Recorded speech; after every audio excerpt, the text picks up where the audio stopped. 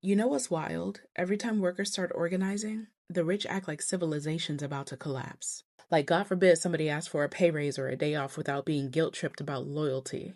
I was actually talking to somebody in my YouTube comments about this very subject. From what I remember, he said he works at a Volkswagen factory that's trying to unionize right now. And he reminded me that this fight is still happening. The same fight our grandparents had.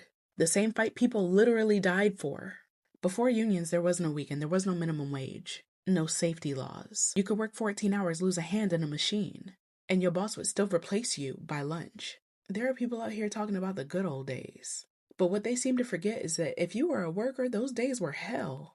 It was unions that said you don't own people just because you employ them, that gave us child labor laws, the 8-hour day, and health benefits. That's not radical, that is basic humanity. Even though I think the health benefits shouldn't be tied to work, that's a story for another day.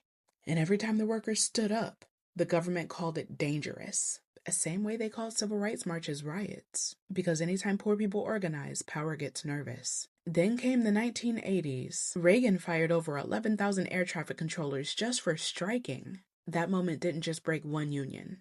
It told every worker in America, shut up or get replaced. And that's exactly what happened. Union membership got gutted and wages flatlined. CEO pay, though, went up 1,400%. And suddenly, the same companies that built billion-dollar profits were handing out pizza parties and calling it appreciation. Like, be for real. A pizza party is never going to pay rent. But now people are done pretending. Starbucks workers are organizing store by store, even though we are not patronizing them. Amazon workers, same deal. They're organizing secret meetings on their breaks, but no Bezos either. But auto workers are walking out like, we made you billions, now you can pay us fairly. And I am so on board with that. And when I saw the comment from the guy at Volkswagen, I just couldn't help but think this is exactly where it starts. Not with the politician, not with the billionaire pretending to care about the middle class. It starts with one person saying, you know what, no, we deserve better.